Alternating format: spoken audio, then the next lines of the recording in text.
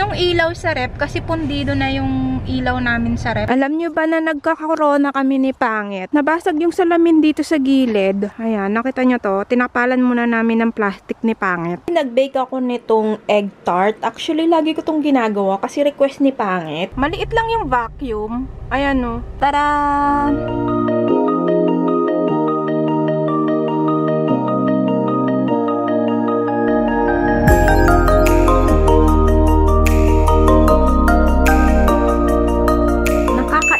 Hindi ako makakonect sa laptop ko. Hindi ako makakonect sa computer. Ay, sa computer. Hindi ako makakonect sa internet. Nakakainis. Wala pa naman si Pangit ngayon. Oh my God. Anong gagawin ko? Parang ang buhay ko ay incomplete kapag walang internet. Alam nyo ba yun? Yun na lang yung ating yun na lang yung ating gagawin is wala pa. Nag-i-snow ngayon dun sa labas. And, wala kasi si Pangit ngayon. Umalis siya. May binili siya something. I don't know kung ano yun. So, hindi ako makakonect sa internet. Hindi ko alam kung bakit. Nakakainis. Wala ako ngayong internet dito. So, paano ako ngayon mag-aayos ng aking mga kailangan gawin? Medyo dry yung lips ko. Ayan. So, ngayon is nag-i-snow sa labas. Gusto ko sana lumabas para mag-picture-picture. Kasi maganda yung ngayon, no? Madaming snow. Kaya lang pag naiisip ko na magsusuot ka ng madaming damit, tatatamad naman ako, kanatamaran naman ako, na kung tawag dito, tinatamaan ng katamaran. So, iniisip ko sana, na lang ako, mag-film ng reaction video. Eh, kaya lang, wala naman akong internet ngayon dito, unless bababa ako. Paano kaya ngayon to? And kasi, sa baba, maingay naman si Max. Kapag wala ako doon, so tahimik lang siya. Kailangan ko mag-review ngayon. I-review ko yung natanggap ko sa influencer. Alam nyo ba, yung laman ng Facebook, ay laman ng YouTube ko is more on influencer na. Yung natanggap ko, may bago kasi ako natanggap sa influencer na vacuum. So, yung vacuum na yun para dito sa taas. Handheld siya. So, parang feeling ko lahat na dito ng room sa taas at saka sa baba meron ng vacuum. Kasi yung vacuum, syempre, hindi mo, yung bigat kasi nung Dyson, so kapag binagbuhat-buhat mo siya, and ibaba mo, iakyat mo, sobrang bigat niya. So, yung Dyson, dito na lang siya sa taas, and then yung maliit na vacuum, dito na lang sa room. So, hindi ko pa siya nabubuksan, hindi ko pa siya naayos, kasi nga, tinatamaan ako ng katamaran, ewan ko ba, ganun din ba kayo? Kapag ganitong panahon, medyo mabagal ang kilos ko, natatamad ako, and wala lang, boring. Yun. So, i-review ko pa yun, yung handheld. Ay, hindi naman handheld. Para siyang mahabang vacuum. Basta, ipapakita ko na lang sa inyo. Lalagay ko dito yung picture niya. Tapos, nakatanggap na naman ako ng i-review ko sa info tester ko sa Lico. Alam niyo naman yung Lico, diba? Yun yung usually na, yun yung beauty shop dito sa Sweden na nagsisell ng mga, makeups or hair products. Basta, beauty shop siya. And kilala yun. Panadalahan na naman ako ng i-review ko. And ito, kailangan ko siya ma-review na before 27. December 27. Ano bang date na ngayon? 7 na. So, I have 2.5 weeks na i-review ko siya. So, ngayon, ito yung natanggap ko sa Lico. Bubuksan ko na siya and para makita nyo din kung ano yung i-review ko. So, iti-testing ko din to. And hindi ko pa alam kung kailan. Oh my God. Ang dami ko kasing ginagawa pa. And didistract ako. And hindi ko alam kung saan ako mag-i-start. Sobrang tagal ko kasing hindi nag-upload. So ngayon parang nai-stress ako na hindi ko alam. Basta. Yun na yun. So buksan natin siya. Tingnan natin kung ano yung natanggap ko. Although alam ko naman na to kasi papadalahan ka nila ng email. So gagawin mo lang is i-review mo siya. And kapag naging info tester ka kasi sa Lico, kapag pinadalhan ka nila ng products, i-review mo siya. And what else? Free siya. So yun. Kapalit nun is i-review mo siya. If either you like it or not, you just say it on the video. So, ito yung natanggap natin. Taran! Body oil. So, nakatanggap na naman tayo ng body oil. Ito yung body oil. And, ito ay avocado body oil. So, yeah. Or organic avocado nga siya. Tingnan nyo, ang cute ng lagayan niya, no? Ayaw mo mag-focus sa, nagtatago na nga ako eh. So, ayan. Ayaw mo mag-focus. Alam nyo talaga tong camera na to. Plus, ito pang camera na to, tinutopak na siya. Kaya medyo naiinis ako mag-video. It takes time. So, ganito siya. And, pump siya, of course, kasi nga, siya, oil. And, color green yung color redundant. Kulay niya is kulay green. Ayan, avocado oil nga siya. Wow, and I love avocado. Tinatanggap natin. I-review pa natin yan. Balik muna sa box. 3 lagi yung nakukuha ko. Kung naaalala nyo yung ritual ko din, 3 rin siya. So, ito naman yung next. Taran! So, body mist siya. Ito yung nakuha natin. Ito ay with hazel and water. So, nut naman siya. Body mist. So, buksan natin siya. Taran! Nag-snow sa labas, so pakapakita ko sa inyo mamaya. So, ganyan ang itsura niya. Parang may kaamoy siya. Amoy siyang hazelnut. Alam niyo yung amoy niya? Amoy nut flavor. Alam niyo yung sa pagkain, 'di ba? Yung hazelnut. Paano ko ba may explain? Alam niyo yung amoy ng hazelnut. Ganon yung amoy niya. Hindi siya florally or hindi siya something. Parang more on nuts yung maaamoy nyo. Kung sensitive kayo sa amoy ng nuts, hindi to para sa inyo. Pero, tignan natin kung maganda siya, kung mabango ba siya. Mabango naman siya. Parang, yung amoy niya is nothing something special. Alam niyo yun? Regular body mist. Alam niyo yung amoy niya, hindi siya ganun katapang. Hindi siya ganun ka, yung umaano sa ilong nyo. Yung, anong tawag dito? Yung, alam niyo yung amoy ng mga pabango, diba? Kapag umamoy kayo mo yan ng pabango, parang naglilinya siya sa dito nyo. Parang naaamoy nyo pa din siya. Ito pag once na naamoy nyo, stop na kagad siya doon. Alam niyo yun, hindi siya yung continuous smell. Ewan ko ba kung naiintindihan niyo yung sinasabi ko? Gumagawa lang ba ako ng sarili kong Basta ganun yung amoy niya. Yung pag inamoy mo siya, hindi siya yung nag-i-stay. Parang ganun. Isang beses lang and then it fades out. Yan. So, yan yung ating natanggap. And then the other one, ito naman yung sumunod. Ito ay body scrub. So, ganito yung itsura niya. Buksan natin. Ito yung mga gusto ko. Alam niyo yung nagagamit ko sa pagligo. Mahilig kasi ako sa mga ganito, yung mga ginagamit sa paligo, like body scrub, body oil, or something, anything pong skincare sa body na katawan yun. Hindi ako mahilig sa mukha, hindi ako mahilig mag-a-apply ng mga kung anong anek-anek. Kapag may nagustuhan ako, talagang yun yung ginagamit ko. For example, di ba nakatanggap ako ng Ole Henriksen. Maganda siya, and na-try ko na siya lahat, naubos na siya. Siyempre, maliit lang naman kasi siya. Ano lang naman siya, tester.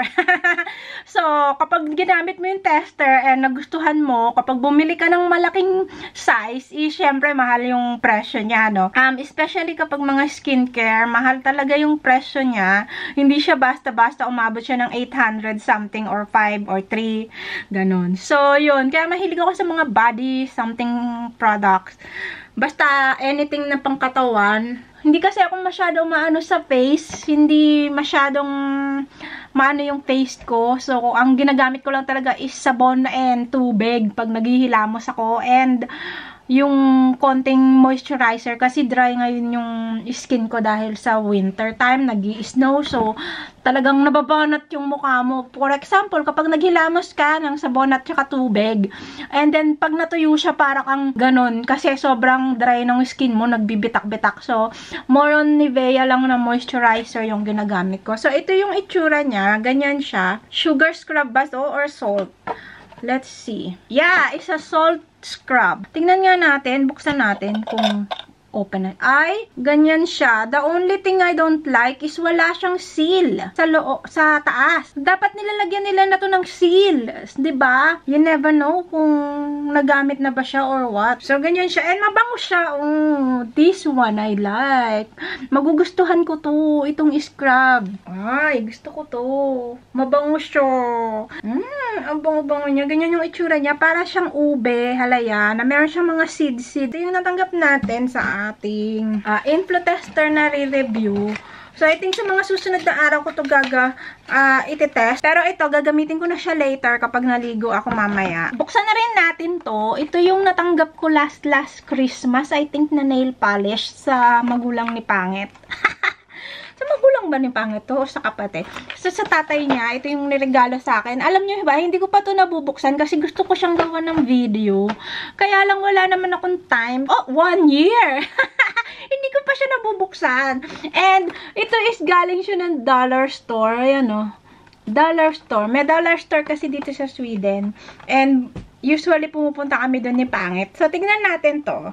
And, nag-cutix din pala ako ng gray. Ayan. So, ito yung natanggap ko last year. Regalo sa akin to. Siguro, ilalagay ko lang yung clip nung natanggap ko siya ng Christmas. Christmas ko to. And, hindi ko pa siya nagagamit kasi madami pa akong cutix. And, ayoko naman na, ayoko naman buksan siya. Tapos, hindi ko naman gagamitin. Baka matuyo siya. Alam niyo yun, iniisip ko baka matuyo siya. Nakalagay naman siya sa bote. Kaloka din kasi yung mga iniisip ko, no? Ay, meron siyang top coat na kasama. So, para matapon ko na tong box. Kasi, ano lang siya, pampakalat. So, ito yung natanggap natin. Di ba? Ang cute niya. Taran! So, ganyan yung itsura niya. Meron siyang gold, meron siyang red, meron siyang purple, and meron din siyang clear. So, ito is, ano to, top coat. Tingnan nga natin. Titingnan ko lang kung maganda ba siya sa kamay. Alam niyo yung amoy niya. Amoy kakaiba siya. Amoy cutix. Pero alam niyo yung amoy ng cutix na, matapang. Ganun yung amoy niya. Siyempre, alam niyo naman, mumurahin lang naman siya. So, kasi sa dollar store to, binili. So, yeah. Ay, meron siyang ganito, gold flakes. So, and mukhang matutuyo na siya, hala. Hindi ko man lang nagamit, matutuyo na siya. So, yan. Ito naman is red na glitters. 'Di ba? Oh, may tummy eh. Yung tummy ko medyo kumukulo. Hala. Kasi naman wala akong internet. Nababaliw na ako. So, buksan naman natin to. Ito is nakakatuwa. Nakita ko na to last time. Pero bubuksan pa din natin siya. Kasi gusto ko siyang i-testing na. Kapag gumawa ako ng nail ko, is gagawa tayo. So, para matapon ko na yung box niya. Alam niyo yung ganito. Parang pang kids. Parang pang laruan siya, no? So, itatapon ko na tong box para wala ng box dito. Tinawag ako ng kalikasan. So, anyway, tapusin na natin to. Nang sa ganun, malagay ko na siya sa maliit na bag. So, yan yung mga cutix niya. Meron siyang yellow, meron siyang pink, parang pink, and red, black, silver, and gold. Silver and gold sa tatong dalawa. Yeah, silver and gold. And meron din siya mga ganito, glitters. And meron din siyang mga pang-decoration like that. Meron siyang dotting tool, meron siyang brush, and meron din siyang ganito, yung parang rubber, pang-apply ng mga decoration. So, ayan, yun lang naman. At meron din pala siyang malaking red na lips na cutix. So, maliliit and then malaki. Medyo dumidilim na. So, ayan. Binuksan ko na yung aking ring light. Ito yung mga nakuha ko nung Christmas. Yan yung itsura niya. Cutix siya. And, tingnan nyo naman sa labas. Ang snow. Super duper lakas ng snow, diba? Curious. And, naglagay na rin pala ako ng ganito. Ng Christmas decor. Sa mga bintana namin. So, lahat ng bintana dito sa bahay meron ng mga ganyan. May stars, and yeah, tignan nyo naman yung ilaw dun sa baba, oh. Sobrang taas na ng snow. Pati yung taas nung bubong nung greenhouse namin. So, yan na yung itsura ng aming garden.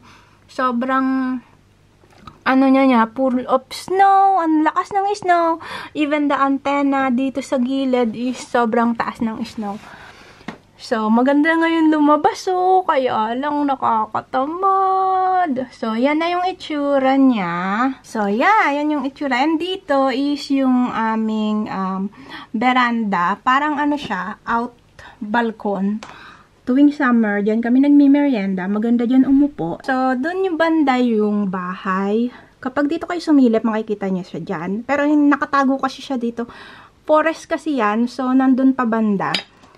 Anyway, favorite niya dyan, nakatingin lang naman siya sa labas. Itong pusa na to kasi, hindi to pusang labas. Ayaw niya lumabas. House cat lang talaga siya. And kapag nilabas mo siya, Ayaw niya ng snow, ayaw niya everything. Ito yung pusa na ayaw lahat. Basta dito lang siya sa loob ng bahay. No, Bruno? So, yeah, ayan. Ganito ang itsura natin kapag mag-isa lang tayo sa bahay. So, meron na naman dumating na isa. Ito din, Baija. Baija ba yung pangalan nito? And ito is a glass food pile. Ayan. Ito lang yung dumating today. Siguro nahiwalay ng box. Glass food pile. So, food pile siya. And ito rin, paper bag. Kasama nung sa loob ng box. So, dalawa lang. Ito lang yung dumating. Glass food pile.